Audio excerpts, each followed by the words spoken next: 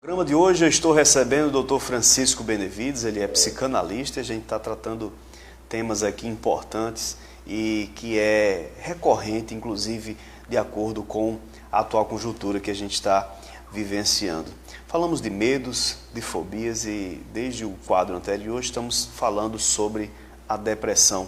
Dr. Benevides, muito obrigado mais uma vez pela sua participação aqui no nosso programa.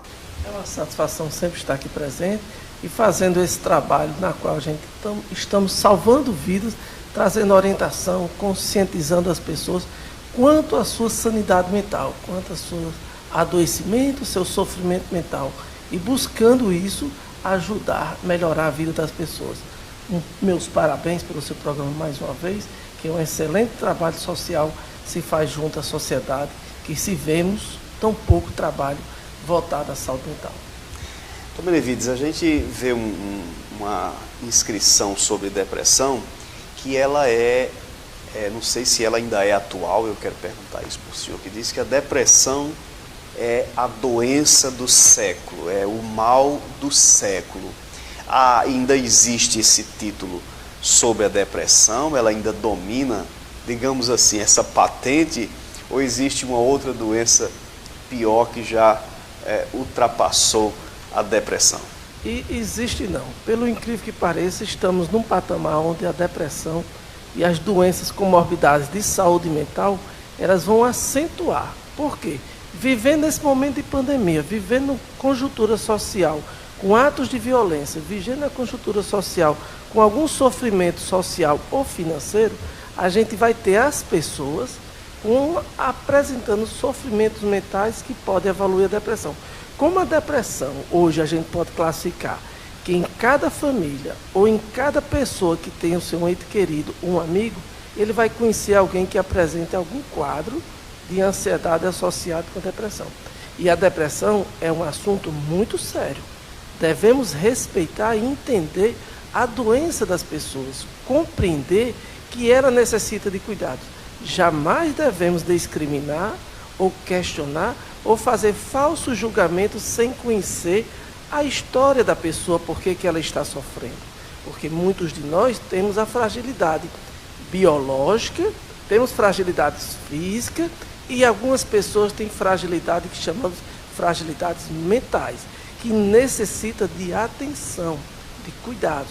Cuidados esses que quando nós, sociedade, nós, pessoas, família, discriminamos, aumentamos e agravamos aquela doença. É a mesma coisa que a pessoa tem uma ferida de um ato contundente, de um acidente, e nós não chegamos lá para fazer o curativo. E se magoar aquela ferida, então ela vai sangrar, ela vai infeccionar.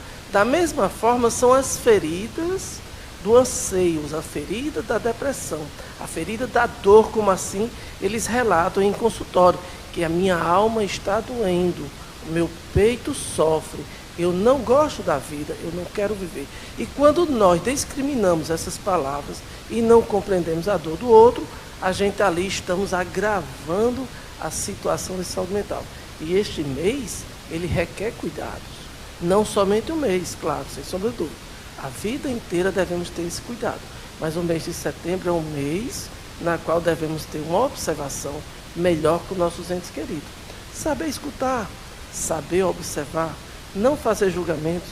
Muitos de nós falam que uma pessoa deprimida é uma pessoa com frescura, uma pessoa com PT, uma pessoa com DNV, que quer dizer doença neurovegetativa, uma pessoa com situações de manipulação no meio social da família. Não faz verdade. Quer se fazer de vítima, a gente escuta essa frase. Escuta também constantemente. E isso é o famoso pantim. Faça isso. Aí às vezes a pessoa diz uma surra, um cheiro, um presente, dinheiro. Às vezes não é tudo. Vemos hoje uma sociedade rica e estamos também numa sociedade que sofre com o financeiro.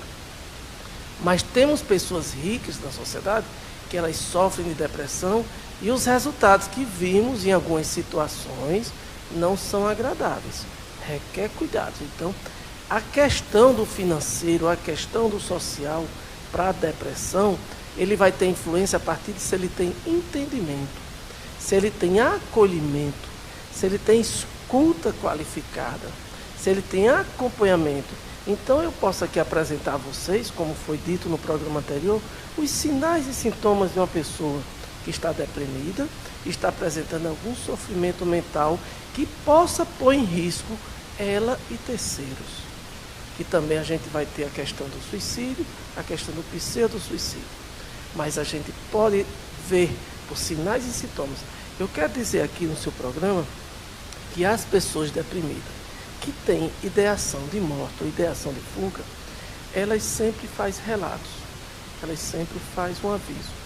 Elas sempre contam a história de uma projeção, de um desejo.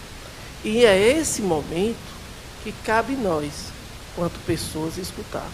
Na igreja, vimos muitos. Quando a gente está lá no meio de todos, ali fazendo a escuta da oração das pessoas, onde eles aclamam o nome de Jesus, muito embora eles falam o que seu coração está cheio. O que nós da psicanálise fala do inconsciente, então eles externam seu inconsciente.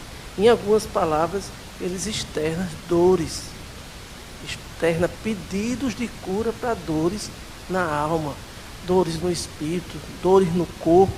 E ali eles também fazem alguns relatos, a gente escutando e percebe que os irmãos, as pessoas, a sociedade, nossos filhos, nesse adoecimento necessita de cuidados. Aqui vamos orientar sobre esses cuidados. Aqui vamos orientar sobre sinais e sintomas. Sinais e sintomas no próximo bloco, não perca, não saia daí.